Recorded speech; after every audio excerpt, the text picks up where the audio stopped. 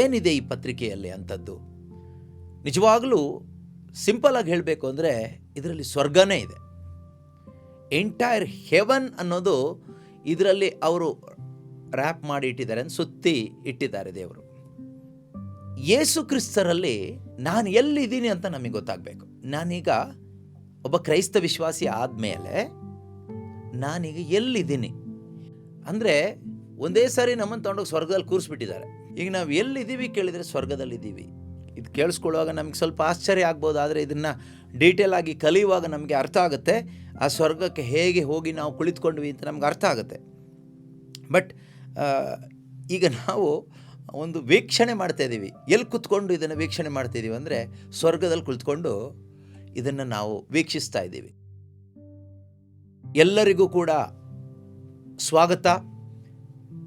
ಈ ದಿನ ನಾವು ಸಂತ ಪೌಲರು ಎಫೆಸರಿಗೆ ಬರೆದ ಪತ್ರಿಕೆಯನ್ನು ಪ್ರಾರಂಭಿಸ್ತಾ ಇದ್ದೇವೆ. ಅದರ ಒಂದು ಅಧ್ಯಯನವನ್ನು ಪ್ರಾರಂಭಿಸ್ತಾ ಇದ್ದೇವೆ. ನಿಮಗೆಲ್ಲರಿಗೂ ಕೂಡ ಸ್ವಾಗತ. ಮೊದಲು ಒಂದು 40 ನಿಮಿಷ ಅಥವಾ 45 ನಿಮಿಷ ನಾವು ವಾಕ್ಯವನ್ನು ಕಲಿಯೋಣ. ಅದಾದ ನಂತರ ನಿಮಗೇನಾದರೂ ಪ್ರಶ್ನೆಗಳಿದ್ದರೆ ನೀವು ಗೂಗಲ್ ಮೀಟಲ್ಲಿ ಯಾರೆಲ್ಲ ಜಾಯ್ನ್ ಆಗಿದ್ದೀರೋ ನಿಮಗೆ ಅವಕಾಶ ಇದೆ ಕೇಳಲಿಕ್ಕೆ. You can ask any doubts, any questions regarding the message. ಈ ದಿನದ ಸಂದೇಶಕ್ಕೆ ನಿಮಗೇನಾದರೂ ಕೇಳಲಿಕ್ಕಿದ್ದರೆ ನೀವು ದಯವಿಟ್ಟು ಕೇಳ್ಬೋದು. ಅರ್ಥ ಮಾಡಿಕೊಂಡು ನಾವು ಒಟ್ಟಾಗಿ ಸೇರಿ ಬೆಳೆಯೋಣ, ಆಧ್ಯಾತ್ಮಿಕವಾಗಿ ಮುಂದಕ್ಕೆ ಹೋಗೋಣ. ಈ ಒಂದು ದಿನ ದೇವರಿಗೆ ನಿಜವಾಗಲೂ ನಾವು ಕೃತಜ್ಞತೆಯನ್ನು ಸಲ್ಲಿಸಬೇಕು. ಯಾಕೆಂದರೆ ಇದೊಂದು ದೊಡ್ಡ ಅದ್ಭುತ ಅಂತಲೇ ನಾನು ನಂಬ್ತೀನಿ. ಈ ಪತ್ರಿಕೆಗಳು ನಿಜವಾಗಲೂ ನಮಗೆ ಯೇಸು ಕ್ರಿಸ್ತನ ಪ್ರಕಟಣೆಯನ್ನು ಕೊಡುವಂಥದ್ದಾಗಿದೆ. ಎಲ್ಲ ಪತ್ರಿಕೆಗಳು ಕೂಡ ಮುಖ್ಯವಾಗಿ ರೋಮನರಿಗೆ ಬರೆದ ಪತ್ರಿಕೆ ನಾವು ನೋಡುವಾಗ ಅದು ಪೌಲನು ಬರೆದಂಥ ಒಂದು ಶುಭ ಸಂದೇಶ ಅಂತಲೇ ಅನೇಕರು ಹೇಳ್ತಾರೆ. ಗಾಸ್ಪೆಲ್ ಆಫ್ ಸೆಂಟ್ ಪಾಲ್ ಅಂತ, gospel of John, gospel of Mark, Matthew ಯಾವ ರೀತಿ ಇದೆಯೋ ಅದೇ ರೀತಿಯಲ್ಲಿ ಈ ಒಂದು ರೋಮನ್ಸ್ ಲೆಟರ್ ಏನಿದೆಯೋ ಅದನ್ನು ಗಾಸ್ಪೆಲ್ ಆಫ್ ಪಾಲ್ ಅಂತಲೇ ಹೇಳ್ತಾರೆ. ಯಾಕೆ ಅಂದರೆ ಆ ರೋಮನ್ರಿಗೆ ಬರೆದ ಪತ್ರಿಕೆಯಲ್ಲಿ ನಮಗೆ ರಕ್ಷಣೆ ಅಂದರೆ ಏನು ಅನ್ನೋದು ಪೂರ್ತಿಯಾಗಿ ಪವಿತ್ರಾತ್ಮರು ತಿಳಿಸ್ಕೊಡ್ತಾರೆ. ಅದೇ ರೀತಿಯಲ್ಲಿ ಬೇರೆ ಬೇರೆ ಪತ್ರಿಕೆಗಳು ಬೇರೆ ಬೇರೆ ಉದ್ದೇಶದಿಂದ ಪವಿತ್ರಾತ್ಮರು ಬರೆಸಿದ್ದಾರೆ. ಆದರೆ ಈ ಒಂದು ಎಫೆಸದವರಿಗೆ ಬರೆದ ಪತ್ರಿಕೆಯ ಉದ್ದೇಶ ನಾವು ಮೊದಲು ಅರ್ಥ ಮಾಡಿಕೊಂಡು ಇದ್ರ ಬಗ್ಗೆ ಸ್ವಲ್ಪ ಇಂಟ್ರಡಕ್ಷನ್ ನಾವು ತಿಳ್ಕೊಂಡು ನಂತರ ನಾವು ಚಾಪ್ಟರ್ ವೈಸ್ ಸ್ಟಡಿ ಮಾಡೋಣ. ಅಧ್ಯಾಯ ಅನುಸಾರವಾಗಿ ನಾವು ಕಲಿಬೇಕು ನಾವು. ಇದರ ಉದ್ದೇಶ ಏನು ಅಂತ ನೀವು ಯಾರಾದರೂ ಕೇಳೋದಾದರೆ, ಯಾಕೆ ಈ ಪತ್ರಿಕೆಗಳನ್ನ ನಾವು ಕಲಿಬೇಕು, ಅರ್ಥ ಮಾಡ್ಕೋಬೇಕು, ಇದರಿಂದ ಏನು ಲಾಭ ಇಷ್ಟೇ, ನಮಗೆ ನಿತ್ಯ ಜೀವವನ್ನು ಪಡ್ಕೊಳ್ಳಲಿಕ್ಕೆ ಇದೆಲ್ಲವೂ ಕೂಡ ಉಪಯೋಗ ಆಗುತ್ತೆ. ಫಾರ್ ಅವರ್ ಇಟರ್ನಲ್ ಲೈಫ್, ನಮ್ಮ ನಿತ್ಯತೆಗಾಗಿ ದೇವರ ಚಿತ್ತ ಏನು? ನಾವು ಯಾರೂ ಕೂಡ ನಾಶವಾಗಬಾರದು. ಪ್ರತಿಯೊಬ್ಬರೂ ಕೂಡ ಯೇಸು ಕ್ರಿಸ್ತನಲ್ಲಿಟ್ಟ ವಿಶ್ವಾಸದ ಮುಖಾಂತರ ನಿತ್ಯ ಜೀವ ಪಡೆದುಕೊಳ್ಬೇಕು. ಅದೇ ರೀತಿಯಲ್ಲಿ ಪ್ರತಿಯೊಂದು ಪತ್ರಿಕೆಗಳ ಉದ್ದೇಶನೂ ನಾವು ನಮ್ಮ ವಿಶ್ವಾಸದ ಜೀವನವನ್ನು ಕೊನೆಯವರೆಗೂ ಕಾಪಾಡಿಕೊಂಡು ಆ ನಿತ್ಯ ಜೀವ ಪಡ್ಕೋಬೇಕು ಅನ್ನೋದೇ ದೇವರ ಉದ್ದೇಶ. ಅದಕ್ಕೆ ನಮಗೆ ಸಹಾಯವಾಗಲಿಕ್ಕೆ, ಉಪಯೋಗವಾಗಲಿಕ್ಕೆ, ನಮ್ಮನ್ನು ಬಲಪಡಿಸಲಿಕ್ಕೆ ಈ ಪತ್ರಿಕೆಗಳು ಇದೆ. ಇಂದು ನಾವು ಎಫೆಸದವರಿಗೆ ಬರೆದ ಪತ್ರಿಕೆ ಅದ್ರ ಬಗ್ಗೆ ನಾವು ನೋಡುವಾಗ ಏನಿದೆ ಈ ಪತ್ರಿಕೆಯಲ್ಲಿ ಅಂಥದ್ದು? ನಿಜವಾಗಲೂ ಸಿಂಪಲಾಗಿ ಹೇಳಬೇಕು ಅಂದರೆ ಇದರಲ್ಲಿ ಸ್ವರ್ಗನೇ ಇದೆ. ಎಂಟೈರ್ ಹೆವನ್ ಅನ್ನೋದು ಇದರಲ್ಲಿ ಅವರು ರ್ಯಾಪ್ ಮಾಡಿ ಇಟ್ಟಿದ್ದಾರೆ, ಸುತ್ತಿ ಇಟ್ಟಿದ್ದಾರೆ ದೇವರು. Holy Spirit has wrapped entire heaven in this small epistle, small letter, Ephesians. ಇದರಲ್ಲಿ ಏನು ನಮಗೆ ಮುಖ್ಯವಾಗಿ ಹೈಲೈಟ್ ಆಗಬೇಕು ಇದರಲ್ಲಿ ಅಂದರೆ, ಯೇಸು ಕ್ರಿಸ್ತರಲ್ಲಿ ನಾನು ಎಲ್ಲಿದ್ದೀನಿ ಅಂತ ನಮಗೆ ಗೊತ್ತಾಗಬೇಕು. ನಾನೀಗ ಒಬ್ಬ ಕ್ರೈಸ್ತ ವಿಶ್ವಾಸಿ ಆದಮೇಲೆ ನಾನೀಗ ಎಲ್ಲಿದ್ದೀನಿ? ಒಂದೇ ಸರಿ ಎಫಿಷಿಯನ್ಸ್ 2 ಅಲ್ಲಿ ನಾವು ನೋಡ್ತೀವಿ, ಎಫಿಷಿಯನ್ಸ್ 2:6 ನಾವು ನೋಡ್ತೀವಿ, ಯೇಸು ಕ್ರಿಸ್ತರೊಡನೆ ನಮ್ಮನ್ನು ಎಬ್ಬಿಸಿ ಸ್ವರ್ಗಲೋಕದಲ್ಲಿ ಅವರ ಸನ್ನಿಧಿಯಲ್ಲಿಯೇ ಮಂಡಿಸುವ ಅವಕಾಶ ಮಾಡಿಕೊಟ್ಟರು. ನೋಡಿ ಎಷ್ಟು ಚೆನ್ನಾಗಿದೆ ಅಲ್ವಾ? God raised us up with him and seated us with him in the heavenly places in Christ Jesus. ಅಂದರೆ ಒಂದೇ ಸಾರಿ ನಮ್ಮನ್ನು ತಗೊಂಡೋಗಿ ಸ್ವರ್ಗದಲ್ಲಿ ಕೂರಿಸ್ಬಿಟ್ಟಿದ್ದಾರೆ. ಈಗ ನಾವು ಎಲ್ಲಿದ್ದೀವಿ ಕೇಳಿದರೆ ಸ್ವರ್ಗದಲ್ಲಿದ್ದೀವಿ. ಇದು ಕೇಳಿಸ್ಕೊಳ್ಳುವಾಗ ನಮ್ಗೆ ಸ್ವಲ್ಪ ಆಶ್ಚರ್ಯ ಆಗ್ಬೋದು, ಆದರೆ ಇದನ್ನು ಡೀಟೇಲ್ ಆಗಿ ಕಲಿಯುವಾಗ ನಮಗೆ ಅರ್ಥ ಆಗುತ್ತೆ. ಆ ಸ್ವರ್ಗಕ್ಕೆ ಹೇಗೆ ಹೋಗಿ ನಾವು ಕುಳಿತುಕೊಂಡ್ವಿ ಅಂತ ನಮ್ಗೆ ಅರ್ಥ ಆಗುತ್ತೆ. ಬಟ್ ಈಗ ನಾವು ಒಂದು ವೀಕ್ಷಣೆ ಮಾಡ್ತಾಯಿದ್ದೀವಿ. ಎಲ್ಲಿ ಕುತ್ಕೊಂಡು ಇದನ್ನು ವೀಕ್ಷಣೆ ಮಾಡ್ತಾಯಿದ್ದೀವಿ ಅಂದರೆ ಸ್ವರ್ಗದಲ್ಲಿ ಕುಳಿತುಕೊಂಡು ಇದನ್ನು ನಾವು ವೀಕ್ಷಿಸ್ತಾ ಇದ್ದೀವಿ. ಎಷ್ಟು ಚೆನ್ನಾಗಿದೆ ಅಲ್ವಾ? He raised us up with him and seated us with him in the heavenly places in Christ Jesus. ಇದೊಂದು ದೊಡ್ಡ ಅದ್ಭುತ. ದೇವರು ನಮ್ಮನ್ನು ತಗೊಂಡೋಗಿ ಕೂರಿಸಿದ್ದೆಲ್ಲಿ ಗೊತ್ತಾ? ಸ್ವರ್ಗದಲ್ಲಿ. ಅದರ ಬಗ್ಗೆ ನಮಗೆ ಈ ಅಧ್ಯಾಯಗಳಲ್ಲಿ ಅಥವಾ ಈ ಪುಸ್ತಕದಲ್ಲಿ ನಮಗೆ ಕಲೀಲಿಕ್ಕಾಗತ್ತೆ. ನಾವು ನೋಡೋಣ, ಮೊದಲನೇ ಅಧ್ಯಾಯದಲ್ಲಿ ಮುಖ್ಯವಾಗಿ ಏನಿದೆ ಅನ್ನೋದನ್ನು ನಾವು ನೋಡೋಣ. ಮೊದಲನೇ ಅಧ್ಯಾಯದಲ್ಲಿ ಮುಖ್ಯವಾಗಿ ನಾವು ನೋಡೋದಾದರೆ, ಯೇಸು ಕ್ರಿಸ್ತನಲ್ಲಿ, in Christ, what is my position in Christ? ಯೇಸು ಕ್ರಿಸ್ತನಲ್ಲಿ ನನ್ನ ಒಂದು ಸ್ಥಾನ ಏನು? What is my position in Christ Jesus? ಯೇಸು ಕ್ರಿಸ್ತನಲ್ಲಿ ನನ್ನ ಸ್ಥಾನ ಏನು ಅನ್ನೋದು ಈ ಮೊದಲನೇ ಅಧ್ಯಾಯದಲ್ಲಿ ನಮಗೆ 1 ಅಥವಾ 3 ಇರತಕ್ಕಂಥ ವಾಕ್ಯಗಳಲ್ಲಿ ಡೀಟೇಲ್ ಆಗಿ ಇದೆ. ಅದಾದಮೇಲೆ 2ನೇ ಅಧ್ಯಾಯಕ್ಕೆ ಬಂದಾಗ, 2ನೇ ಅಧ್ಯಾಯದಲ್ಲಿ ಏನಿದೆ? 2ನೇ ಅಧ್ಯಾಯದಲ್ಲಿ ಮುಖ್ಯವಾಗಿ ನಾನು ಹೇಳಿದೆ, ನಾವು ಸ್ವರ್ಗದಲ್ಲಿ ಇದ್ದೀವಿ ಅಂತ ನಮಗೆ ತಿಳಿಸ್ಕೊಡುತ್ತೆ. ಅದು ನಮಗೆ ಈ ಭೂಮಿಯಲ್ಲಿ ನಾವೀಗ ಏನಾಗಿದ್ದೀವಿ? ಓಕೆ, ನಾವೀಗ ದೇವಜನರೊಂದಿಗೆ ಸಹಬಾಧ್ಯಸ್ಥರಾಗಿದ್ದೀವಿ. ಇಲ್ಲಿ ದೇವಜನರು ಅಂತ ಯಾರನ್ನ ಗುರುತಿಸ್ತಾ ಇದ್ದಾರೆ ಅಂದರೆ ಯಹೂದ್ಯರು ದೇವಜನರು. ಓಕೆ, 12ನೇ ವಾಕ್ಯ ಸಾಕು ನಮಗೆ. 11, 12 ಒಟ್ಟಿಗೆ ಓದೋಣ, ಅವಾಗ ನಮ್ಗೆ ಅರ್ಥ ಆಗುತ್ತೆ. ಹಿಂದೊಮ್ಮೆ ನೀವು ಅನ್ಯ ಜನರಾಗಿದ್ದೀರಿ. ಇದು ನಮಗೆ ಮೊದಲು ಅರ್ಥ ಆಗಬೇಕು. ಹಿಂದೊಮ್ಮೆ ಅಂತ ಹೇಳುವಾಗ ಯೇಸು ಕ್ರಿಸ್ತನಲ್ಲಿ ನಾವು ಬರುವುದಕ್ಕಿಂತ ಮುಂಚಿತವಾಗಿ, before we are coming into Christ Jesus, ಯೇಸು ಕ್ರಿಸ್ತನಲ್ಲಿ ನಾವು ಬರೋದಕ್ಕಿಂತ ಮುಂಚಿತವಾಗಿ ನಾವೇನಾಗಿದ್ವಿ? ಅನ್ಯ ಜನರಾಗಿದ್ವಿ. ಹಿಂದೊಮ್ಮೆ ನೀವು ಅನ್ಯರಾಗಿದ್ದೀರಿ ಎಂಬುದು ನಿಮ್ಮ ನೆನಪಿನಲ್ಲಿರಲಿ. ಆಗ ಶಾರೀರಿಕ ಸುನ್ನತಿ ಪಡೆದವರು ನಿಮ್ಮನ್ನು ಸುನ್ನತಿ ಇಲ್ಲದವರು ಎಂದು ತುಚ್ಛೀಕರಿಸುತ್ತಿದ್ದರು. ಆಗ ನೀವು ಯೇಸುಕ್ರಿಸ್ತರಿಂದ ದೂರವಾಗಿದ್ದೀರಿ, ದೇವರು ಆಯ್ದುಕೊಂಡ ಜನಾಂಗಕ್ಕೆ ಸೇರದೆ ಪರಕೀಯರಾಗಿದ್ದೀರಿ. ದೇವರು ತಮ್ಮ ಜನರೊಂದಿಗೆ ಮಾಡಿಕೊಂಡ ಒಡಂಬಡಿಕೆಯಲ್ಲಿ ಪಾಲಿಲ್ಲದವರಾಗಿದ್ದೀರಿ. ನಂಬಿಕೆ ನಿರೀಕ್ಷೆ ಇಲ್ಲದೆ ಬಾಳಿದಿರಿ ಮತ್ತು ದೇವರಿಲ್ಲದವರಂತೆ ನೀವು ಬದುಕಿದ್ದೀರಿ. ಹಿಂದೊಮ್ಮೆ ದೇವರಿಂದ ದೂರವಾಗಿದ್ದ ನಿಮ್ಮನ್ನು ಯೇಸುಕ್ರಿಸ್ತರು ಸುರಿಸಿದ ರಕ್ತದ ಮೂಲಕ ದೇವರ ಹತ್ತಿರಕ್ಕೆ ತರಲಾಯಿತು. ಈಗ ನಾವೇನಾಗಿದ್ವಿ? ಹಿಂದೊಮ್ಮೆ ದೇವರಿಂದ ದೂರವಾಗಿ ಅನ್ಯರಾಗಿದ್ದ ನಮ್ಮನ್ನು ಯೇಸುಕ್ರಿಸ್ತರು ಸುರಿಸಿದ ರಕ್ತದಿಂದ ನಮ್ಮನ್ನು ಈಗ ದೇವರೇನು ಮಾಡಿದ್ದಾರೆ? ಒಂದೇ ಜನಾಂಗವನ್ನಾಗಿ ಮಾಡಿದ್ದಾರೆ. 19ನೇ ವಾಕ್ಯದಲ್ಲಿ ಹೇಳ್ತಾರೆ, ಹೀಗಿರಲಾಗಿ ನೀವು ಇನ್ನು ಮೇಲೆ ಪರಕೀಯರು ಪರದೇಶಿಗಳು ಆಗಿರದೆ ದೇವ ಜನರೊಂದಿಗೆ ಸಹಜೀವಿಗಳು ಮತ್ತು ದೇವರ ಮನೆತನದವರು ಆಗಿದ್ದೀರಿ. ಈಗ ನಾವೇನಾಗಿದ್ದೀವಿ? You are no longer strangers and aliens but you are citizens with the saints and also members of the household of God. ಇದು ನಮಗೆ ಅರ್ಥ ಆಗುತ್ತೆ 2ನೇ ಅಧ್ಯಾಯದಲ್ಲಿ. 3ನೇ ಅಧ್ಯಾಯಕ್ಕೆ ಬಂದರೆ 3ನೇ ಅಧ್ಯಾಯದಲ್ಲಿ ನಿಜವಾಗಲೂ ದೇವರು ತಮ್ಮ ಒಂದು ದೊಡ್ಡ ರಹಸ್ಯವಾದ ಯೋಜನೆಯನ್ನು ಪ್ರಕಟಪಡಿಸಿದ್ದೀನಿ ಅಂತ ಇಲ್ಲಿ ಹೇಳ್ತಾರೆ. 3ನೇ ಅಧ್ಯಾಯ 3ನೇ ವಾಕ್ಯ, ದೇವರು ತಮ್ಮ ನಿಗೂಢ ಯೋಜನೆಯನ್ನು ನನಗೆ ಪ್ರಕಟಪಡಿಸಿದ್ದಾರೆ. ಇದರ ಬಗ್ಗೆ ನಾನು ಮೊದಲೇ ನಿಮಗೆ ಸಂಕ್ಷಿಪ್ತವಾಗಿ ಬರೆದಿದ್ದೇನೆ. ಎಲ್ಲಿ ಬರೆದಿದ್ದೇನೆ? 1 ಮತ್ತು 2ನೇ ಅಧ್ಯಾಯದಲ್ಲಿ ಬರೆದಿದ್ದಾರೆ. ಓಕೆ.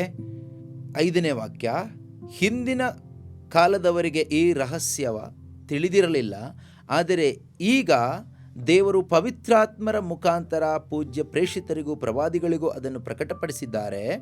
ಶುಭ ಸಂದೇಶದ ಮೂಲಕ ಅನ್ಯ ಜನರು ಯೇಸುಕ್ರಿಸ್ತರಲ್ಲಿ ದೇವಜನರೊಡನೆ ಸಹಬಾಧ್ಯರು, ಹಕ್ಕುದಾರರು, ಒಂದೇ ಶರೀರದ ಅಂಗಾಂಗಗಳು ಹಾಗೂ ದೇವರು ಮಾಡಿದ ವಾಗ್ದಾನದಲ್ಲಿ ಪಾಲುಗಾರರು. ಇದೇ ಆ ರಹಸ್ಯ. ಒಂದು ದೊಡ್ಡ ರಹಸ್ಯವನ್ನು ದೇವರು ನಮಗೆ ಮೊದಲನೇ 2 ಅಧ್ಯಾಯದಲ್ಲಿ ತಿಳಿಯಪಡಿಸಿ ಕೊಟ್ಟಿದ್ದಾರೆ ಎಂದು ಪೌಲರು ಇಲ್ಲಿ ಹೇಳ್ತಾರೆ. In former generation this mystery was not made known to humankind as it has now been revealed to his holy apostles and prophets by the spirit. That is, the Gentiles have become fellow heirs, members of the same body, and sharers in the promise in Christ Jesus through the gospel. ಇದು ನಮ್ಗೆ ಅರ್ಥ ಆಗಬೇಕು. ಏನು ಅರ್ಥ ಆಗಬೇಕು ಅಂದರೆ, ನಾವು ಅಂದರೆ ನಾವೆಲ್ಲರೂ ಮೊದಲು ಯಾರಾಗಿದ್ವಿ? ಅನ್ಯರಾಗಿದ್ವಿ, ಅನ್ಯ ಜನಾಂಗದವರಾಗಿದ್ವಿ. ಇಲ್ಲಿ ಅನ್ಯ ಜನಾಂಗ ಅಂತ ಹೇಳುವಾಗ, ಜೆಂಟೈಲ್ಸ್ ಅಂತ ಹೇಳುವಾಗ, ಯಹೂದ್ಯರು ಅಲ್ಲದೆ ಇರ್ತಕ್ಕಂಥ ಜನಾಂಗ. We are not Jews. ಯಹೂದ್ಯರು ದೇವರು ಆರಿಸಿಕೊಂಡ ಜನಾಂಗ, ದೇವರ ಸ್ವಂತ ಜನ. ಯಹೂದ್ಯರು ಅಲ್ಲದೆ ಇರ್ತಕ್ಕಂಥವರು non Jewish people, all non Jewish people, they are Gentiles. ಅವರು ಅನ್ಯರು. ಈಗ ನಾವು ಯಾರು ಕೂಡ ಯಹೂದ್ಯರಲ್ಲ. ನಮ್ಮ ತಂದೆ ತಾಯಂದಿರು, ಪೂರ್ವಜರು ಯಾರು ಕೂಡ ಯಹೂದ್ಯರಲ್ಲ.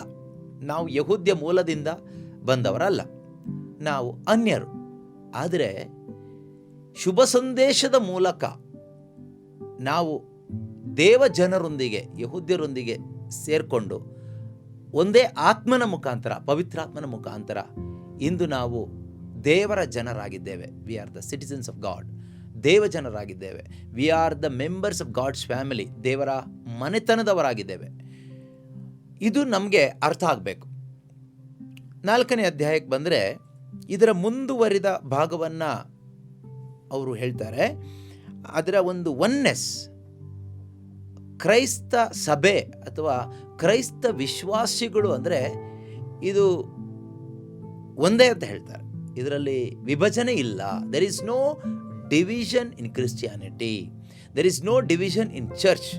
ಇದು ನಮಗೆ ಅರ್ಥ ಆಗಲಿಕ್ಕೋಸ್ಕರ 4ನೇ ಅಧ್ಯಾಯದಲ್ಲಿ 4ರಿಂದ ಇರ್ತಕ್ಕಂಥ ವಾಕ್ಯದಲ್ಲಿ ಹೇಳ್ತಾರೆ, ನೀವೆಲ್ಲರೂ ಒಂದೇ ಶರೀರಕ್ಕೆ ಸೇರಿದವರು. ಒಂದೇ ಶರೀರ.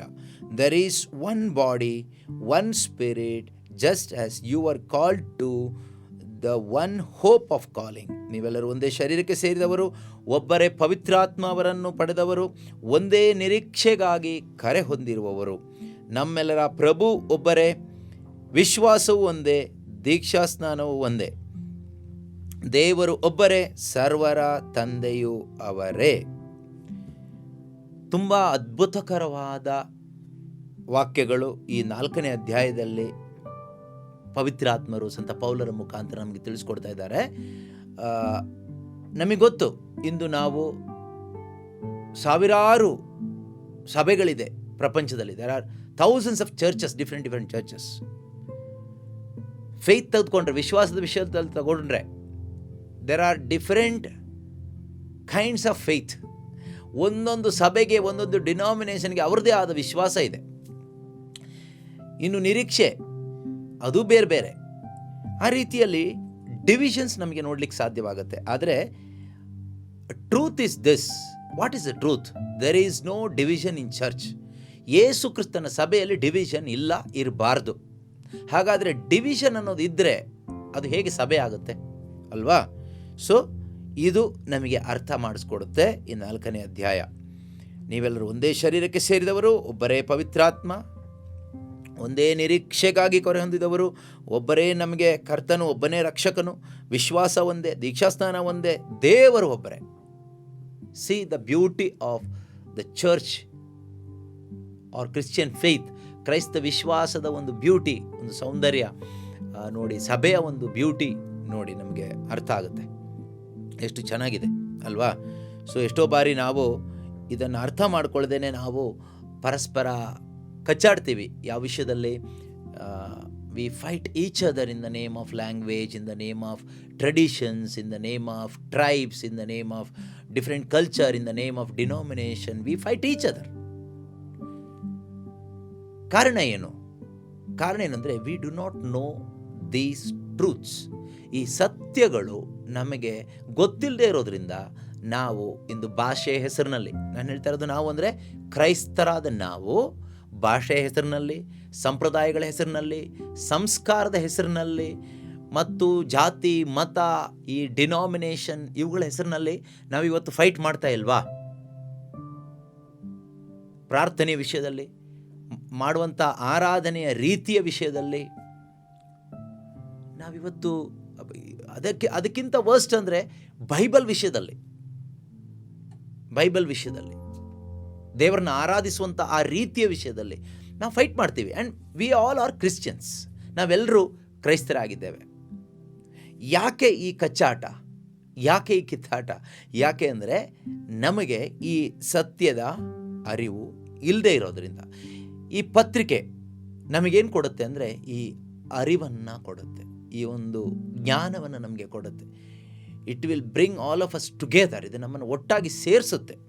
ಸೊ 4ನೇ ಅಧ್ಯಾಯ ಎಲ್ಲಿಗೆ ಕೊನೆಯಾಗುತ್ತೆ ಅಂದರೆ 4ನೇ ಅಧ್ಯಾಯ ಆದಮೇಲೆ 5ನೇ ಅಧ್ಯಾಯದಲ್ಲಿ ಮುಖ್ಯವಾಗಿ ಒಂದು ನಿಮಿಷ. 4ನೇ ಅಧ್ಯಾಯದಲ್ಲಿ ದೇವರು ನಮ್ಮಿಂದ ಎಕ್ಸ್ಪೆಕ್ಟ್ ಮಾಡೋದು ಏನು ಅಂದರೆ ಅಲ್ಟಿಮೇಟ್ ಆಗಿ what God is expecting from us, or what is the result God is expecting from the church.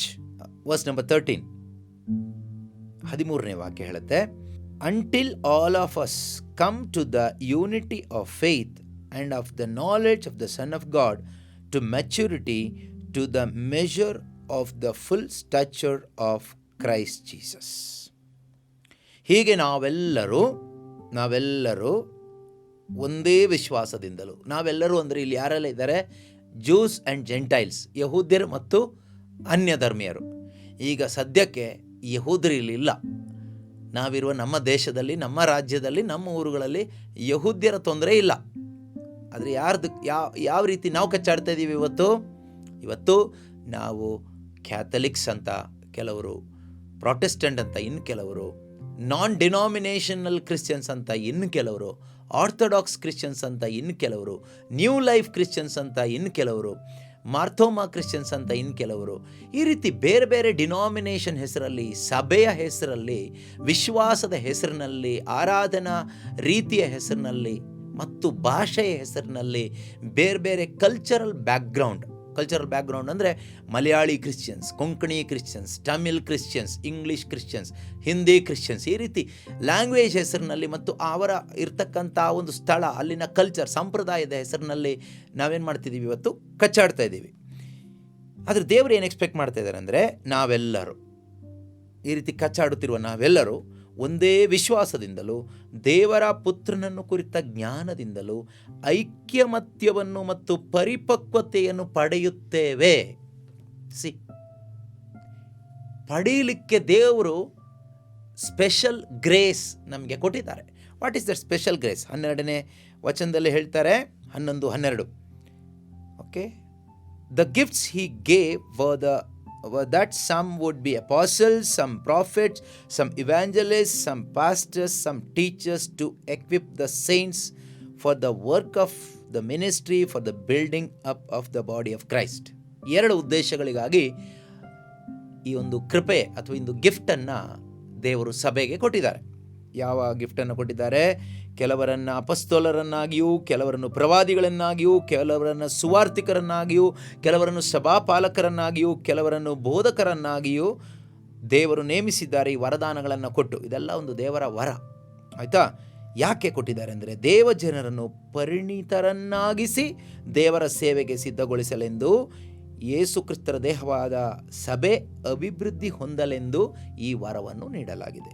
ಇದರ ಮುಖಾಂತರ ನಾವು ಒಂದೇ ವಿಶ್ವಾಸದಿಂದಲೂ ದೇವರ ಪುತ್ರನನ್ನು ಕುರಿತ ಜ್ಞಾನದಿಂದಲೂ ಐಕ್ಯಮತ್ಯವನ್ನು ಮತ್ತು ಪರಿಪಕ್ವತೆಯನ್ನು ಪಡೆಯುತ್ತೇವೆ.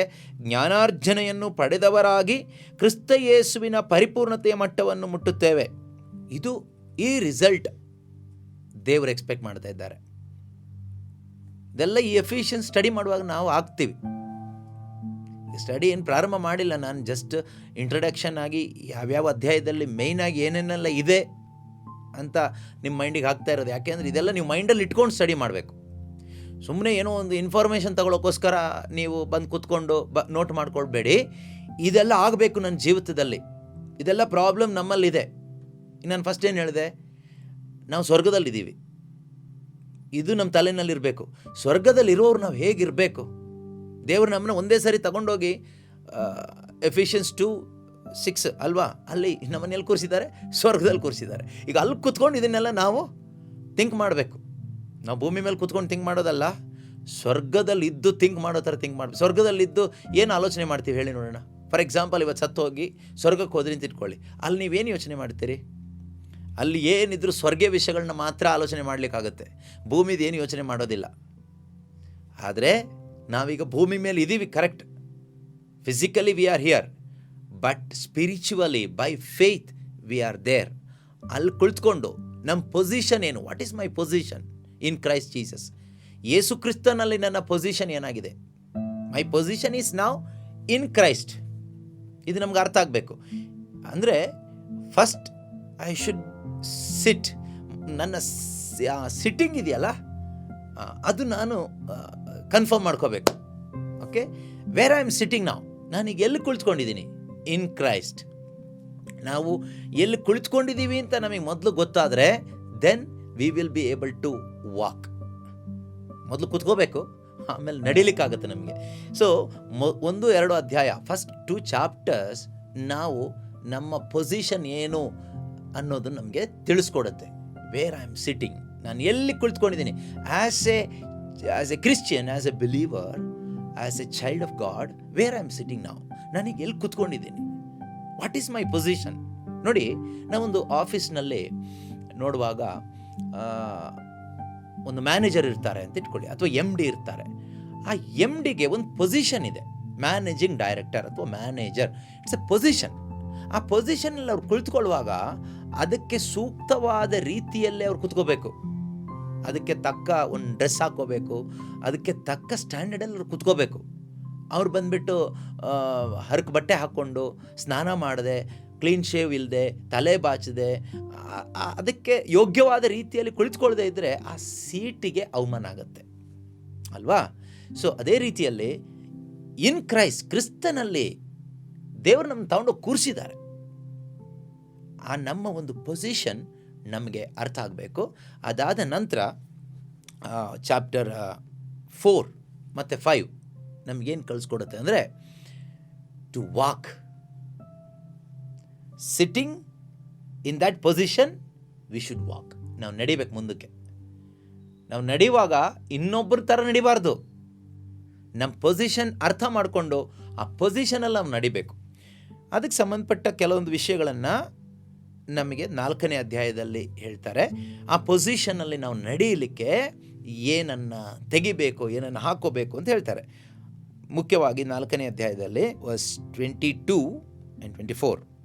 ಆದ್ದರಿಂದ ನೀವು ನಿಮ್ಮ ಹಿಂದಿನ ನಡತೆಯನ್ನು ಅನುಸರಿಸದೆ, ಓಕೆ, ಆದ್ದರಿಂದ ಯಾವುದರಿಂದ?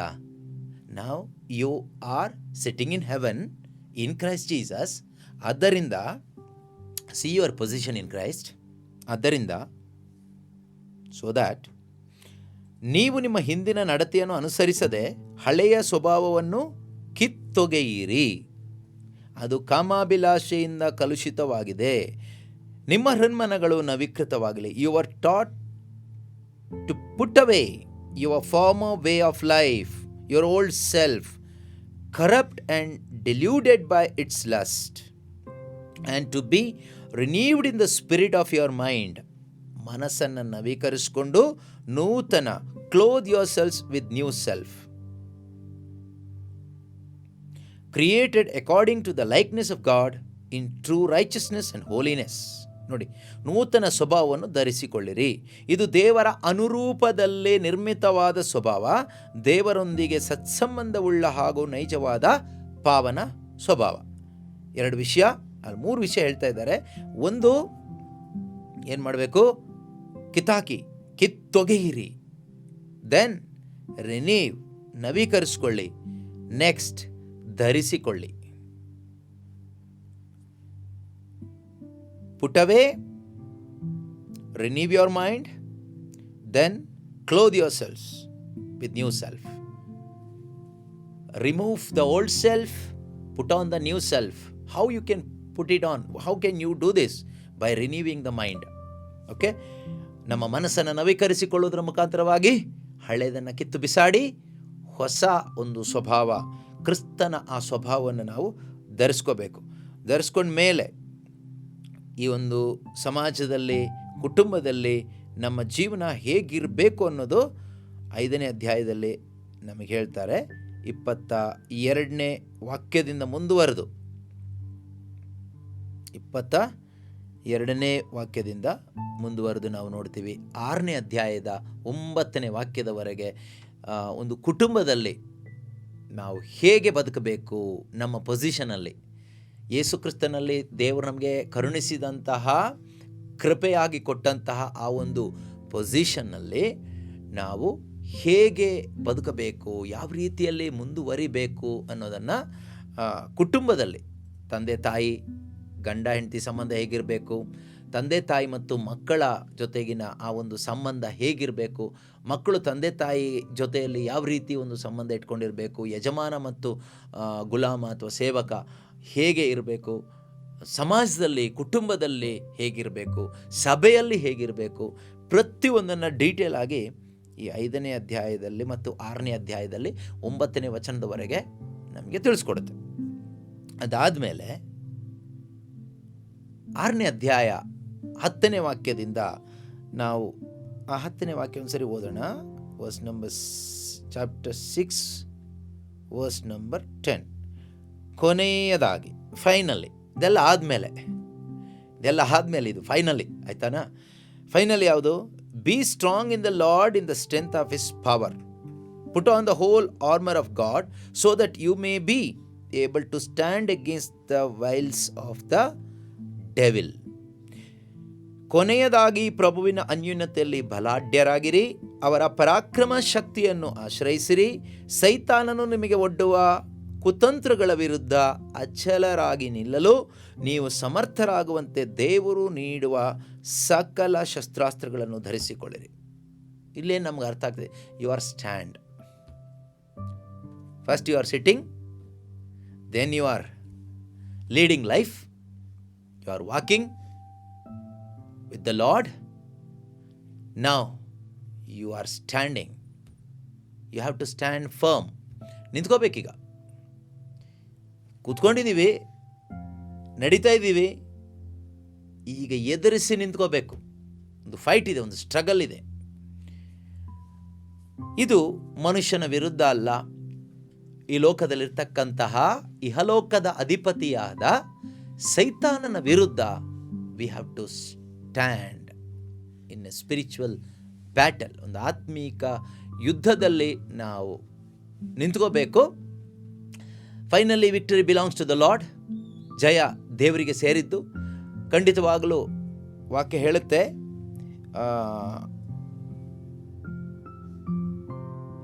13ನೇ ವಾಕ್ಯದಲ್ಲಿ ನೋಡ್ತೀವಲ್ವಾ, ಕಟ್ಟ ಕಡೆಯವರೆಗೆ ಹಿಮ್ಮೆಟ್ಟದೆ ನಿಲ್ಲುತ್ತೀರಿ, ಹಿಮ್ಮೆಟ್ಟದೆ ನಿಲ್ಲಲೇಬೇಕು. Stand firm. Verse number 13. Therefore, take up the whole armor of God so that you may be able to withstand on that evil day, and having done everything, to stand firm. ಕೊನೆ ತನಕ ದೃಢವಾಗಿ ನಿಲ್ಲಬೇಕು. ನಿಲ್ಲಕ್ಕಾಗುತ್ತೆ. ಅದರಿಂದ ದೇವರು ಕೊಡುವ ಶಸ್ತ್ರಾಸ್ತ್ರಗಳನ್ನು ನಾವು ಧರಿಸ್ಕೊಂಡ್ರೆ ಮಾತ್ರನೇ ನಾವು ಕೊನೆಯ ತನಕ ದೃಢವಾಗಿ ನಿಂತು ಯೇಸು ಕ್ರಿಸ್ತರಲ್ಲಿ ದೇವರು ನಮಗೆ ಕರುಣಿಸಿದ ಆ ಪೊಸಿಷನ್ ನಾವು ಉಳಿಸ್ಕೊಳ್ತೀವಿ. ಮಾತ್ರವಲ್ಲ, ನಾವು ಆ ಪೊಸಿಷನಲ್ಲಿದ್ದು ಅದಕ್ಕೆ ತಕ್ಕ ಹಾಗೆ ಚಾಪ್ಟರ್ 4 ವರ್ಸ್ 1 ಹೇಳ್ತಾರಲ್ವಾ, 4ನೇ ಅಧ್ಯಾಯ 1ನೇ ವಾಕ್ಯದಲ್ಲಿ ಹೇಳ್ತಾರೆ, I therefore the prisoner in the Lord beg you to lead a life worthy of the calling to which you have been called. ಪ್ರಭು ಯೇಸುವಿನ ಸೇವೆಯ ನಿಮಿತ್ತ ಸೆರೆಯಾಗಿರುವ ನಾನು ನಿಮ್ಮಲ್ಲಿ ಭಿನ್ನಯಿಸುವುದೇನೆಂದರೆ ದೇವರ ಕರೆಗೆ ಅನುಗುಣವಾಗಿ ಯೋಗ್ಯ ಬಾಳ್ವೆ ನಡೆಸಿರಿ. ಕರೆಗೆ ಅನುಗುಣವಾಗಿ ಯೋಗ್ಯವಾದ ಬಾಳ್ವೆ ನಡೆಸಿರಿ. ಮೊದಲು ಕರೆ ಏನು ಅಂತ ಅರ್ಥ ಆಗಬೇಕು. If you do not understand your calling, you cannot lead a life worthy of your calling. So ನಮ್ಮ ಕರೆ ಏನು ಅಂತ ಅರ್ಥ ಆಗದೇ ಇದ್ದರೆ ಆ ಕರೆಗೆ ಯೋಗ್ಯವಾದ ಜೀವನವನ್ನು ಜೀವಿಸಲಿಕ್ಕೂ ಕೂಡ ನಮಗೆ ಸಾಧ್ಯ ಆಗೋದಿಲ್ಲ. ಹಾಗೆ ನಮಗೆ ಜೀವಿಸಲಿಕ್ಕೆ ಸಾಧ್ಯ ಆಗಬೇಕಾದ್ರೆ ದೇವರು ಕೊಡುವ ಸಕಲ ಶಸ್ತ್ರಾಸ್ತ್ರಗಳನ್ನು ನಾವು ಧರಿಸ್ಕೊಳ್ಳೇಬೇಕು. ಧರಿಸ್ಕೊಂಡು ಆತ್ಮಿಕ ಯುದ್ಧ ಮಾಡಲೇಬೇಕು. ಈ ಯುದ್ಧದಲ್ಲಿ ನಮಗೆ ಜಯಿಸಲಿಕ್ಕೆ ಖಂಡಿತವಾಗಲೂ ಸಾಧ್ಯ ಇದೆ. ಆದರೆ ಇವತ್ತು ನಾವು ನೋಡುವಾಗ ಇದೆಲ್ಲ ಒಬ್ಬ ಕ್ರೈಸ್ತ ವಿಶ್ವಾಸಿಯಾದ ನನ್ನ ಜೀವನದಲ್ಲಿ ನನಗೆ ಅರ್ಥ ಆಗಿದೆಯಾ? ಅರ್ಥ ಆಗಿರಲಿಕ್ಕಿಲ್ಲ. ನಾವು ಸಾಂಪ್ರದಾಯಿಕವಾಗಿ ಕ್ರೈಸ್ತರಾಗಿದ್ದೀವಿ. ಧಾರ್ಮಿಕವಾದ ರೀತಿಯಲ್ಲಿ ವಂಶ ಪಾರಂಪರ್ಯವಾಗಿ ನಾವು ಕ್ರೈಸ್ತರಾಗಿ ಬಂದ್ಬಿಟ್ಟಿದ್ದೀವಿ. ಆದರೆ ಈ ಪತ್ರಿಕೆ ಯಾರಿಗಿರೋದು ಅದನ್ನು ನಾವು ನೋಡೋಣ. ಈಗ ಅಧ್ಯಾಯ 1ರಲ್ಲಿ ನಾವು ನೋಡ್ತೀವಿ, 1ನೇ ವಾಕ್ಯ, Ephesians 1:1. Paul, an apostle of Jesus Christ by the will of God. ಇದೀಗ 1ನೇ ವಾಕ್ಯದಿಂದ ಇರುವ ಸ್ಟಡಿ ಅಲ್ಲ, ನಾನು ಜಸ್ಟ್ ಇಂಟ್ರಡಕ್ಷನಲ್ಲಿ ಹೇಳ್ತಾ ಹೋಗ್ತಾ ಇದ್ದೀನಿ. Paul, an apostle of Christ Jesus by the will of God, to the saints who are in Ephesus and are faithful in Christ Jesus. ಎಫೆಸದಲ್ಲಿರ್ತಕ್ಕಂತಹ ಎಲ್ಲ ದೇವ ಜನರಿಗೂ, ಎಲ್ಲ ಸಂತರಿಗೂ ಮತ್ತು ಎಲ್ಲ ವಿಶ್ವಾಸಿಗಳಿಗೂ. ಹಾಗಾದರೆ ಇದು ಎಫೆಸದಲ್ಲಿರ್ತಕ್ಕಂಥ ಜನರಿಗೆ ಮಾತ್ರ ಪೌಲರು ಬರೆದಿದ್ದಲ್ಲ, ಎಲ್ಲ ವಿಶ್ವಾಸಿಗಳಿಗೂ ಇದು ಅನ್ವಯ ಆಗುತ್ತೆ. This is for all faithful in Christ Jesus. If you are a believer, this letter is applicable for you. ನೀನೊಬ್ಬ ವಿಶ್ವಾಸಿ ಆಗಿದ್ದರೆ ಈ ಪತ್ರಿಕೆ ನಿನಗೆ ಅನ್ವಯ ಆಗುತ್ತೆ. ಮತ್ತು 3ನೇ ಅಧ್ಯಾಯದಲ್ಲಿ ಹೇಳ್ತಾರೆ, ಇದು ಯಾರಿಗೆ ಹೇಳ್ತಾ ಇದ್ದಾರೆ? ಅನ್ಯ ಜನರಾದ ನಿಮ್ಮ ನಿಮಿತ್ತ ಯೇಸು ಕ್ರಿಸ್ತರ ಸೆರೆಯಾಳಾಗಿರುವ ಪೌಲನೆಂಬ ನಾನು ಹೇಳುವುದೇನೆಂದರೆ. ಹಾಗಾದರೆ ಅನ್ಯ ಜನರಿಗೆ ಹೇಳ್ತಾ ಇದ್ದಾರೆ. ಮೊದಲು ಅನ್ಯ ಜನರಾಗಿದ್ವಿ, ಈಗ ನೀವು ಕಚ್ಚಾಡ್ತಾ ಇದ್ದೀರಾ. ಈಗ ನೀವು ದೇವಜನರಿಗೆ ವಿರುದ್ಧವಾಗಿ ಕಚ್ಚಾಡ್ತಾ ಇದ್ದೀರಾ. ಅಂದು ಅನ್ಯ ಜನರು ದೇವಜನರು ಕಚ್ಚಾಟ ಇತ್ತು. ಯಾರು? ಯಹೂದ್ಯರು ಮತ್ತು ಯಹೂದ್ಯ ಕ್ರೈಸ್ತರಿಗೂ ಇತರೆ ಗ್ರೀಕ್ ಕ್ರಿಶ್ಚಿಯನ್ಸ್ಗೂ ಅಥವಾ Gentile Christians and Jewish Christians. ಯಹೂದ್ಯ ಮತದಲ್ಲಿ ಇದ್ದವರು ಶುಭ ಸಂದೇಶವನ್ನು ಆಲಿಸಿ ಕ್ರೈಸ್ತ ವಿಶ್ವಾಸಿಗಳಾದರು, ಮತ್ತು ಯಹೂದ್ಯರ ಅಲ್ಲದ ಅನ್ಯ ಧರ್ಮೀಯರು ಶುಭ ಸಂದೇಶವನ್ನು ಆಲಿಸಿ ಕ್ರೈಸ್ತರಾದರು.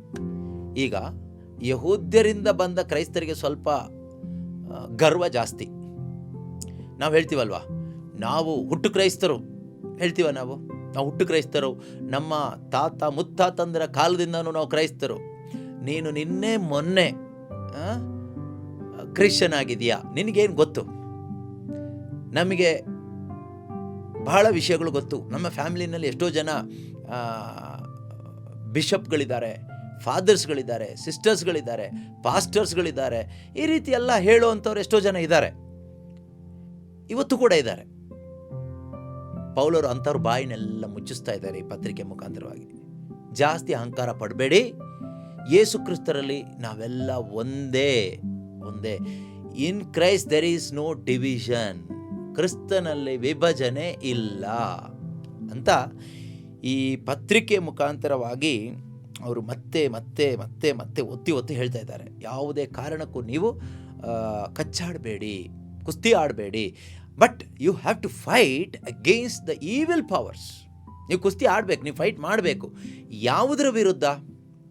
ಗಂಡ ಹೆಂಡತಿ ವಿರುದ್ಧ ಅಲ್ಲ, ತಂದೆ ತಾಯಿ ಮಕ್ಕಳ ವಿರುದ್ಧ ಅಲ್ಲ, ಸಮಾಜದಲ್ಲಿ ಯಜಮಾನ ಕೆಲಸದವನಿಗೆ ವಿರುದ್ಧವಾಗಿ ಅಲ್ಲ, ಅಥವಾ ಈ ಡಿನಾಮಿನೇಷನ್ ಹೆಸರಲ್ಲಿ ಅಲ್ಲ, ಕಲ್ಚರ್ ಹೆಸರಲ್ಲಿ ಅಲ್ಲ. You have to fight against the evil powers of this world. ಈ ಲೋಕದಲ್ಲಿ ಇರ್ತಕ್ಕಂತಹ ದುಷ್ಟ ಶಕ್ತಿಗಳ, ಅಶರೀರ ದುಷ್ಟ ಗಣಗಳ ವಿರುದ್ಧ. 6ನೇ ಅಧ್ಯಾಯದಲ್ಲಿ ಹೇಳ್ತಾರಲ್ವ, 12ನೇ ವಾಕ್ಯದಲ್ಲಿ ಹೇಳ್ತಾರೆ, ನಮ್ಮ ಹೋರಾಟ ಕೇವಲ ನರಮಾನವರೊಂದಿಗೆ ಅಲ್ಲ. For our struggle is not against enemies of blood and flesh. ಹಾಗಾದರೆ ಅದರ ಅರ್ಥ ಏನು? ಯಾರಿಗೆ ಫ್ಲೆಶ್ ಮತ್ತು ಬ್ಲಡ್ ಇದೆ? ಮನುಷ್ಯನಿಗೆ. ಯಾರಿಗಿಲ್ಲ? ಸ್ಪಿರಿಟ್ಗೆ, ಆತ್ಮಕ್ಕೆ. ಇಲ್ಲಿ ಹೇಳೋದು ರಕ್ತ ಮಾಂಸ ಇರುವ ಮನುಷ್ಯನ ವಿರುದ್ಧ ಅಲ್ಲ ನೀವು ಹಗೆತನ ಇಟ್ಕೊಂಡು ಯುದ್ಧ ಮಾಡಬೇಕಾಗಿರೋದು. ಆದರೆ ನೀವು ಯುದ್ಧ ಮಾಡಬೇಕು ಯಾರ ವಿರುದ್ಧ? But against the rulers, against the authorities, against the cosmic powers of this present darkness, against the spiritual forces of evil in the heavenly places. C, ಇಲ್ಲಿ ಅಟ್ಯಾಕ್ ಬರ್ತಾ ಇರೋದು ಎಲ್ಲಿ? ಹಾಗಾದರೆ ನಿನ್ನ ಸೀಟಿಗೆ ಬರ್ತಾ ಇದೆ, ಕುತ್ತು ಬರ್ತಾ ಇದೆ. ದೇವ್ರು ತಗೊಂಡೋಗಿ ಎಲ್ಲಿ ಕೂರಿಸಿದ್ದಾರೆ? ಸ್ವರ್ಗದಲ್ಲಿ ಕೂರಿಸಿದ್ದಾರೆ, ಬೆಸ್ಟ್ ಸೀಟಲ್ಲಿ ಕೂರಿಸಿದ್ದಾರೆ, ಹೆವನ್ಲೀಸ್. ಈಗ ಅಟ್ಯಾಕ್ ಬರ್ತಾ ಇರೋದೆಲ್ಲಿ? ನಿನ್ನನ್ನು ಸೀಟಿಂದ ಕೆಳಗಿಳಿಸ್ಬೇಕು ಹೇಗಾದರೂ ಮಾಡಿ. ಈ ರಾಜಕೀಯದಲ್ಲಿ ಗಲಾಟೆ ಹೇಗೆ ಬರುತ್ತೆ ಹೇಳಿ? ಒಂದು ಪಕ್ಷ ಸೀಟಲ್ಲಿ ಕೂತ್ಕೊಂಡ್ರೆ ಇನ್ನೊಂದು ಪಕ್ಷ ಫೈಟ್ ಮಾಡೋದು ಯಾಕೆ? ಸೀಟಿಗಾಗಿ, ಬೇರೆ ಏನೂ ಇಲ್ಲ. ಈ ಸೀಟಿಂದ ಅವ್ರನ್ನ ಕೆಳಗಿಳಿಸ್ಬೇಕು. ಈಗ ಯಾರೋ ಒಬ್ಬರು ಮುಖ್ಯಮಂತ್ರಿ ಸೀಟಲ್ಲಿ ಕೂತ್ಕೊಂಡಿರ್ತಾರೆ, ಆಗ ವಿರೋಧ ಪಕ್ಷದವರ ಟಾರ್ಗೆಟ್ ಏನು? ಪ್ರಧಾನಮಂತ್ರಿ ಆದ ಮುಖ್ಯಮಂತ್ರಿ ಸೀಟನ್ನು ತಗೋಬೇಕು, ಆ ಸೀಟಲ್ಲಿದ್ದವನ್ನ ಕೆಳಗಿಳಿಸ್ಬೇಕು. ಇದು ಫೈಟ್. ಈಗ ಸೈತಾನನ ಟಾರ್ಗೆಟ್ ಏನು ಗೊತ್ತಾ? ನಿನ್ನನ್ನು ನೀನಿರ್ತಕ್ಕಂಥ ನಿನ್ನ ಪೊಸಿಷನ್ನಿಂದ ಕೆಳಗಿಳಿಸ್ಬೇಕು. ನಿನ್ನ ಪೊಸಿಷನ್ನಿಂದ ಕೆಳಗಿಳಿದ್ರೆ ನಿನ್ನ ಯು ಆರ್ ವಾಕಿಂಗ್ನು ಅದು ಎಲ್ಲೋ ಹೋಗುತ್ತೆ. ನಿನಗೆ ಆ ಪೊಸಿಷನಲ್ಲಿ ನಡೆಯೋಕ್ಕಾಗಲ್ಲ. ನಿನ್ನ ಸಿಟ್ಟಿಂಗ್ ಕರೆಕ್ಟ್ ಆಗಿದ್ದರೆ, ನೀನು ಕುಳಿತುಕೊಂಡಿರೋದು ಕರೆಕ್ಟಾಗಿ ಸೀಟಲ್ಲಿ ಕೂತ್ಕೊಂಡಿದ್ರೆ, ಗಟ್ಟಿಯಾಗಿ ಕೂತ್ಕೊಂಡ್ರೆ ನಿನಗೆ you can walk in the spirit. You can walk as a soldier of Christ. ಕ್ರಿಸ್ತ ಯೇಸುವಿನ ಒಬ್ಬ ಸೈನಿಕನಾಗಿ, ನೀನೊಬ್ಬ ಸ್ವರ್ಗ ಸಾಮ್ರಾಜ್ಯದ ಪ್ರಜೆ ಆಗಿ, ಅಧಿಕಾರವುಳ್ಳವನಾಗಿ ನಿನಗೆ ನಡೀಲಿಕ್ಕಾಗುತ್ತೆ. ನೀನು ಪೊಸಿಷನ್ನಿಂದ ಕೆಳಗಿಳಿದ್ಬಿಟ್ರೆ ಎಲ್ಲ ಹೋಯ್ತು, ಎಲ್ಲ ಫ್ಲಾಪ್ ಆಯಿತು. ಈ ಪೊಸಿಷನ್ ಏನು ಅಂತ ಗೊತ್ತಿಲ್ಲದೆ ಅಲ್ಲಿಂದ ಕೆಳಗಿಳಿದವರೇ ಈ ಕಚ್ಚಾಡೋರು. ಭಾಷೆ ಹೆಸರಲ್ಲಿ ನಾವು ತಮಿಳ್ ಕ್ರಿಶ್ಚಿಯನ್ಸ್, ನಾವು ಕನ್ನಡ ಕ್ರಿಶ್ಚಿಯನ್ಸ್, ನಾವು ಕೊಂಕಣಿ ಕ್ರಿಶ್ಚಿಯನ್ಸ್, ನಾವು ಆಂಗ್ಲೋ ಇಂಡಿಯನ್ ಕ್ರಿಶ್ಚಿಯನ್ಸ್, ನಾವು ತೆಲುಗು ಕ್ರಿಶ್ಚಿಯನ್ಸ್, ನಾವು ಇನ್ನೊಂದು ಕ್ರಿಶ್ಚಿಯನ್ಸ್, ನಾವು ಕರ್ನಾಟಕದ ಕ್ರೈಸ್ತರು, ನಾವು ತಮಿಳುನಾಡಿನ ಕ್ರೈಸ್ತರು, ನಾವು ಆ ಭಾಷೆಯ ಕ್ರೈಸ್ತರು, ನಾವು ಆ ರೀತಿ, ನಾವು ಕಥೋಲಿಕ ಕ್ರೈಸ್ತರು, ನಾವು ಪ್ರೊಟೆಸ್ಟೆಂಟ್ ಕ್ರೈಸ್ತರು, ನಾವು ಆರ್ಥೋಡಾಕ್ಸ್ ಕ್ರೈಸ್ತರು. ಈ ರೀತಿ ಡಿನಾಮಿನೇಷನ್ ಹೆಸರು ಹೇಳ್ಕೊಂಡು, ಭಾಷೆಗಳ ಹೆಸರು ಹೇಳ್ಕೊಂಡು, ನಾವು ಮಾಡ್ತಾ ಇರ್ತಕ್ಕಂಥ ಸಂಪ್ರದಾಯಗಳ ಹೆಸರು ಹೇಳ್ಕೊಂಡು ಕಚ್ಚಾಡುವ ನರಪ್ರಾಣಿಗಳಾಗಿ ಬದುಕ್ತೀವಿ. ಈ ಕಚ್ಚಾಟ ನೋಡಲಿಕ್ಕೆ ಪಿಶಾಚಿಗಿಷ್ಟ. ಅದಕ್ಕೆ ಅವನೇನು ಮಾಡ್ತಾನೆ? ಹೇಗಾದರೂ ಮಾಡಿ ಆ ಪೊಸಿಷನಿಂದ ನಮ್ಮನ್ನು ಇಳಿಸ್ಲಿಕ್ಕೋಸ್ಕರ ಫೈಟ್ ಮಾಡ್ತಾನೆ ಇನ್ ದ ಹೆವನ್ಲಿ ಪ್ಲೇಸಸ್. ಈಗ ನಾವೇನು ಮಾಡಬೇಕು? ನಾವು ಯುದ್ಧ ಮಾಡಬೇಕು. ಯುದ್ಧ ಮಾಡಬೇಕಾದ್ರೆ ನೀನು ಎಲ್ಲಿರಬೇಕು? ಅಲ್ಲಿರಬೇಕು, ಅಲ್ಲಿ ಕೂತ್ಕೋಬೇಕು. ನೀನು ಅಲ್ಲಿ ಬಿಟ್ಬಿಟ್ಟು ಇಲ್ಲಿ ಕೆಳಗಡೆ ಬಂದರೆ ಮನುಷ್ಯರು ಕಚ್ಚಾಡಬೇಕಾಗತ್ತೆ. ಅರ್ಥ ಆಗ್ತಿದೆಯಾ ನಿಮಗೆ ಹೇಳ್ತಾ ಇರೋದು? ಸೊ ಇದನ್ನೆಲ್ಲ ಜಯಿಸಲಿಕ್ಕೆ ಈ ಒಂದು ಅಧ್ಯಾಯ ಅನ್ನೋದಕ್ಕಿಂತ ಈ ಒಂದು ಪತ್ರಿಕೆ ನಮಗೆ ತುಂಬ ಹೆಲ್ಪ್ ಮಾಡುತ್ತೆ. ಈಗ ನಿಮಗೊಂದು ಐಡಿಯಾ ಬಂದಿರ್ಬೋದು, ಈ ಎಫೆಸದವರಿಗೆ ಬರೆದ ಪತ್ರಿಕೆಯ ಉದ್ದೇಶ ಏನು, ಇದರಲ್ಲಿರ್ತಕ್ಕಂಥ ಒಂದು ಬ್ಯೂಟಿ ಏನು, ಪವರ್ ಏನು ಅಂತ. ಆದರೆ ಇಲ್ಲಿ ಹೇಳಿದ ಹಾಗೇ ಇದು ಒಂದು ರೀತಿ ಗುಪ್ತವಾಗಿಯೇ ಇತ್ತು ಅನಿಸುತ್ತೆ ನಮಗೂ ಕೂಡ. It was hidden for us. It was the mystery of God.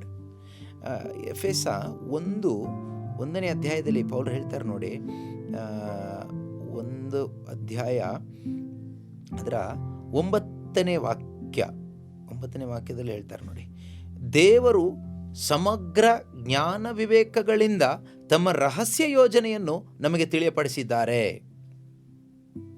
He has made known to us the mystery of his will.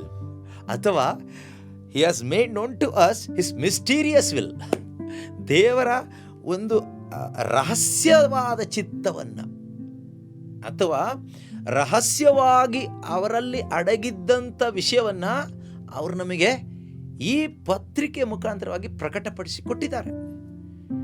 ಕೊಟ್ಟಿದ್ರೂ ಕೂಡ 2000 ವರ್ಷಗಳ ಹಿಂದೆ ಅನ್ನೋದಕ್ಕಿಂತ ಇದು ಬರೆದಿದ್ದು ಯಾವಾಗ ಅಂದರೆ 60 AD, ಒಂದು ಎಕ್ಸ್ಪೆಕ್ಟೆಡ್ ಟೈಮ್, ಅಂದರೆ ಆ ರೀತಿಯಲ್ಲಿ ಆ ಒಂದು ಸಮಯದಲ್ಲಿ ಬರೆದಿರಬಹುದು ಎಂದು ಊಹಿಸಲಾಗಿದೆ. 57 to 60, 57ರಿಂದ 60 ಆ ಒಂದು ಇಸ್ವಿಯಲ್ಲಿ, ಕ್ರಿಸ್ತ ಶಕ 57 to 60, in between that Ephesians were letter was written by saint ಪೌಲರು ಬರೆದಂಥ ಒಂದು ಪತ್ರಿಕೆ ಆಗಿದೆ. ಇದನ್ನು ಎಲ್ಲಿಂದ ಬರೆದ್ರು ಅಂದರೆ ರೋಮ್ನಲ್ಲಿ ಅವರು ಸೆರೆಮನಿಯಲ್ಲಿದ್ದಾಗ, ರೋಮನ್ ಇಂಪ್ರಿಸನ್ಮೆಂಟಲ್ಲಿದ್ದಾಗ ಬರೆದಂಥ ಪತ್ರಿಕೆ ಆಗಿದೆ. ಸೊ ಎಫೆಸದವರಿಗೆ ಬರೆದ ಪತ್ರಿಕೆ, ಕೊಲೋಸಿಯರಿಗೆ ಬರೆದ ಪತ್ರಿಕೆ, ಫಿಲೋಮೋನ್ಗೆ ಬರೆದ ಪತ್ರಿಕೆ, ಫಿಲಿಪಿಯರಿಗೆ ಬರೆದ ಪತ್ರಿಕೆ, ಈ 4 ಪತ್ರಿಕೆಗಳು ಪ್ರಿಸನ್ ಎಪಿಸಲ್ ಅಂತ ಹೇಳ್ತಾರೆ. ಸಂತ ಪೌಲರು ರೋಮಿನಲ್ಲಿ ಸೆರೆಮನಿಯಲ್ಲಿದ್ದಾಗ, ಶುಭ ಸಂದೇಶದ ನಿಮಿತ್ತವಾಗಿ ಸೆರೆಮನಿಯಲ್ಲಿದ್ದಾಗ ಬರೆದಂಥ ಪತ್ರಿಕೆಗಳಾಗಿದೆ ಈ 4 ಪತ್ರಿಕೆಗಳು: Ephesians, Colossians, Philemon and Philippi. Okay, prison epistles, prison letters, ಪ್ರಿಸನ್ನಲ್ಲಿ ಅವರು ಇದ್ದಾಗ ಬರೆದಂಥ ಪತ್ರಿಕೆಗಳು. ಅದಕ್ಕೆ ಈ 2ನೇ ಅಧ್ಯಾಯದಲ್ಲಿ 3ನೇ ಅಧ್ಯಾಯದಲ್ಲಿ 1ನೇ ವಾಕ್ಯದಲ್ಲಿ ಹೇಳ್ತಾರೆ ನೋಡಿ, ಅನ್ಯ ಜನರಾದ ನಿಮ್ಮ ನಿಮಿತ್ತ ಯೇಸು ಕ್ರಿಸ್ತರ ಸೆರೆಯಾಳಾಗಿರುವ ಪೌಲನೆಂಬ ನಾನು ಹೇಳುವುದೇನೆಂದರೆ, this is the reason that I Paul am a prisoner for Christ Jesus. Was a prisoner. ಅದೇ ರೀತಿ 6 ಕೂಡ ಹೇಳ್ತಾರೆ ಅವರು, 20 6ನೇ ಅಧ್ಯಾಯ 20ನೇ ವಾಕ್ಯ, ಶುಭ ಸಂದೇಶದ ನಿಮಿತ್ತ ನಾನು ಸೆರೆಯಾಳಾಗಿದ್ದರೂ ಪ್ರಭುವಿನ ರಾಯಭಾರಿ ಆಗಿದ್ದೇನೆ, for which I am an ambassador in chains. ಅಂದರೆ he was in prison that time. When he was writing this letter, he was in prison. Even though he was in prison, he was fully free in the spirit. ಆತ ಸಂಪೂರ್ಣ ಒಂದು ಸ್ವಾತಂತ್ರ್ಯವನ್ನು ಅನುಭವಿಸ್ತಾ ಇದ್ದ ಕ್ರಿಸ್ತ ಯೇಸುವಿನಲ್ಲಿ. ಅದರಿಂದ ಈ ಪತ್ರಿಕೆಯನ್ನು ಅಥವಾ ದೇವರು ಅವರಿಗೆ ತಿಳಿಸಿಕೊಟ್ಟಂತಹ ಶುಭ ಸಂದೇಶದ ಮರ್ಮಗಳು ಅಥವಾ ಸತ್ಯ ಅನ್ನೋದಕ್ಕಿಂತ ರಹಸ್ಯಗಳು, ಗುಪ್ತವಾಗಿದ್ದಂಥ ರಹಸ್ಯಗಳು, ತಂದೆ ದೇವರ ಮೈಂಡಲ್ಲಿ ಇದ್ದಂಥ, ಅಡಕವಾಗಿದ್ದಂಥ, it was there hidden in the mind of the Father, and through Saint Paul it is revealed. ಪೌಲರ ಮುಖಾಂತರ ಅದು ಪ್ರಕಟ ಆಯಿತು. ಅದಿವತ್ತು ನಮ್ಮ ಕೈಗೆ ಸಿಕ್ಕಿದೆ ಅಲ್ವಾ? ಸುಮಾರು 12 ಕ್ರಿಸ್ತಶಕ 60ರಿಂದ ಈ ಕಡೆ ಈ ಪತ್ರಿಕೆಗಳು ನಮ್ಮ ಕೈಗೆ ಸಿಕ್ಕಿದೆ. ಆದರೆ ನಮ್ಮ ಕೈಗೆ ಸಿಕ್ಕಿದ ಈ ಪತ್ರಿಕೆಗಳಿಗೆ 2000 ವರ್ಷಗಳಷ್ಟು ಒಂದು ಇತಿಹಾಸ ಇದ್ದರೂ ಕೂಡ ನಮಗಿದು ಊಟ ಮಾಡಲಿಕ್ಕಾಗಿದೆಯಾ? Are we able to taste this mystery of the kingdom of God? ಸ್ವರ್ಗ ರಾಜ್ಯದ ಈ ರಹಸ್ಯ ನಮಗೆ ಅನುಭವಿಸ್ಲಿಕ್ಕಾಗಿದೆಯಾ? ಆಗದೆ ಇದ್ದರೆ ಖಂಡಿತವಾಗಲೂ ದೇವರು ನಮ್ಮೆಲ್ಲರನ್ನ ಈ ಒಂದು ಎಫಿಷಿಯನ್ಸ್ ಸ್ಟಡಿ ಮುಖಾಂತರ ಕರೀತಾ ಇದ್ದಾರೆ. ಎಲ್ಲರೂ ಕೂಡ ಈ ಒಂದು ಸ್ಟಡಿಗೆ ನಾವು ಭಾಗವಹಿಸೋಣ. ಮುಂದಿನ ಸೋಮವಾರ ಮತ್ತೆ ನಾವು ಮುಂದುವರಿಸೋಣ. ಚಾಪ್ಟರ್ ವೈಸ್ ನಾವು ಸ್ಟಡಿ ಮಾಡೋಣ. 1ನೇ ಅಧ್ಯಾಯ 1ನೇ ವಾಕ್ಯದಿಂದ ನಾವು ಪ್ರಾರಂಭ ಮಾಡಿಕೊಂಡು 6ನೇ ಅಧ್ಯಾಯ ತನಕ ನಾವು ಹೋಗೋಣ. ದೇವರ ಆತ್ಮರು ಖಂಡಿತವಾಗ್ಲೂ ನಮ್ಮನ್ನು ಉತ್ತಮವಾದ ರೀತಿಯಲ್ಲಿ ಕರ್ಕೊಂಡು ಹೋಗ್ತಾರೆ ಅಂತ ನಮಗೆ ಭರವಸೆ ಇದೆ. ಅದರಿಂದ ನೀವು ಕೂಡ ಪ್ರಾರ್ಥಿಸಿ, ನಾನು ಪ್ರಾರ್ಥಿಸ್ತೀನಿ. ನಾವೆಲ್ಲರೂ ಒಟ್ಟಾಗಿ ಸೇರಿ ಈ ಪ್ರಯಾಣ ಮುಂದುವರಿಸೋಣ. ನಿಜವಾಗಲೂ ಈ ಎಫಿಷಿಯನ್ಸ್ ಮುಗಿಯೋಷ್ಟೊತ್ತಿಗೆ ನಾವು ನಮ್ಮ ಪೊಸಿಷನಿಗೆ ಹೋಗ್ತೀವಿ. ಅಂದರೆ ಎಲ್ಲಿದ್ದೀವಿ ಅಂತ ನಮ್ಮ ಪೊಸಿಷನ್ ಕಂಡುಕೊಂಡು ಅದರಲ್ಲಿ ನಾವು ಎಂಜಾಯ್ ಮಾಡ್ತೀವಿ. ಖಂಡಿತವಾಗಲೂ ಸಂತ ಪೌಲರು ಸೆರೆಮನೆ ಒಳಗಡೆ ಸ್ವತಂತ್ರವಾಗಿ ಇದ್ದ ಹಾಗೆ ನಾವೆಲ್ಲ ಇದ್ದರೂ ಆ ಕ್ರಿಸ್ತ ಯೇಸುವಿನಲ್ಲಿರ್ತಕ್ಕಂಥ ಆ ಒಂದು freedom in Christ Jesus we can also experience that. Okay, ಪ್ರಾರ್ಥಿಸೋಣ. ಪ್ರೀತಿಮಯ ತಂದೆಯಾದ ದೇವರೇ, ನೀವು ನಮಗೆ ಈ ದಿನ ತಿಳಿಸಿಕೊಟ್ಟಂತಹ ಈ ಸ್ವರ್ಗೀಯ ರಹಸ್ಯಗಳಿಗಾಗಿ ನಿಮಗೆ ಕೋಟಿ ಕೋಟಿ ಸ್ತೋತ್ರ ಅಪ್ಪ. ಸಂತ ಪೌಲರನ್ನು ಸಭೆಗೆ ಒಬ್ಬ ಅಪಸ್ತೋಲನನ್ನಾಗಿ ನೀವು ಕೊಟ್ಟಿದ್ದಕ್ಕಾಗಿ ಸ್ತೋತ್ರ. ಅವರ ಮುಖಾಂತರ ನೀವು ನಮಗೆ ಪ್ರಕಟಪಡಿಸಿಕೊಟ್ಟಂತಹ ಆತ್ಮಿಕ ಸತ್ಯಗಳಿಗಾಗಿ ನಿಮಗೆ ಸ್ತೋತ್ರ ಮಾಡ್ತಾ ಇದ್ದೇವೆ. ಪವಿತ್ರಾತ್ಮರೇ, ಅಂದು ಪೌಲರಿಗೆ ನೀವು ಪ್ರಕಟಪಡಿಸಿ ಕೊಟ್ಟಿದ್ದನ್ನು ನಮ್ಮ ಹೃದಯಗಳಲ್ಲಿ ಈ ಒಂದು ಎಫೆಸದವರಿಗೆ ಬರೆದ ಪತ್ರಿಕೆಯನ್ನು ನಾವು ಕಲಿಯುತ್ತಿರುವಾಗ ನಮ್ಮ ಹೃದಯಗಳಲ್ಲಿಯೂ ನಮ್ಮೊಬ್ಬೊಬ್ಬರ ಅಂತರಂಗದಲ್ಲಿಯೂ ಇದರ ಪ್ರಕಟಣೆ ಉಂಟಾಗುವಂತೆ ನಮ್ಮೆಲ್ಲರಿಗೂ ಸಹಾಯ ಮಾಡಿರಿ ಎಂದು ಪ್ರಭು ಯೇಸು ಕ್ರಿಸ್ತರ ಮುಖಾಂತರ ಪ್ರಾರ್ಥಿಸ್ತಾ ಇದ್ದೇವೆ. ಆಮೇನ್. ಯಾರೆಲ್ಲ ಯೂಟ್ಯೂಬ್ ಮತ್ತು ಫೇಸ್ಬುಕ್ನಲ್ಲಿ ಸೋಷಿಯಲ್ ಮೀಡಿಯಾದಲ್ಲಿ ನೀವು ವಾಚ್ ಮಾಡ್ತಾ ಇದ್ದೀರೋ ಈ ಒಂದು ಎಫಿಷಿಯನ್ಸ್ ಸ್ಟಡಿ, ನಿಮಗೇನಾದರೂ ಪ್ರಶ್ನೆ ಇದ್ದರೆ, ಏನಾದರೂ ಡೌಟ್ ಇದ್ದರೆ, ಏನಾದರೂ ಕೇಳಲಿಕ್ಕಿದ್ರೆ ಅಥವಾ ಹೇಳಲಿಕ್ಕಿದ್ರೆ ನೀವು ಕಮೆಂಟ್ಸ್ ಬಾಕ್ಸಲ್ಲಿ ಹಾಕ್ಬೋದು, ಆಯಿತಾ? ಖಂಡಿತವಾಗಲೂ ನಾವು ಅದನ್ನು ಓದಿ ಅದಕ್ಕೆ ಉತ್ತರವನ್ನು ಕೊಡ್ತೀವಿ. ಪ್ರಾರ್ಥಿಸಿರಿ. Okay, will see you next Monday 9:30 PM ರಾತ್ರಿ 9 ಗಂಟೆಗೆ ಮತ್ತೆ ನಾವು ಭೇಟಿಯಾಗೋಣ. ಯೇಸು ಕ್ರಿಸ್ತರೇ ನಮ್ಮ ಪ್ರಭು, ಇಂದಿಗೂ ಎಂದೆಂದಿಗೂ. ಇಂದಿಗೂ ಎಂದೆಂದಿಗೂ ಯೇಸು ಕ್ರಿಸ್ತರೇ ನಮ್ಮ ಪ್ರಭು. ರಾಜ್ಯಭಾರವು, ಅಧಿಕಾರವು, ಮಹಿಮೆಯು ಸದಾಕಾಲಕ್ಕೂ ತ್ರೇಕ ದೇವರಿಗೆ ಮಾತ್ರ ಸಲ್ಲಲಿ. ಆಮೇನ್. ಎಲ್ಲರಿಗೂ ಪ್ರೈಸ್ ದ ಲಾರ್ಡ್.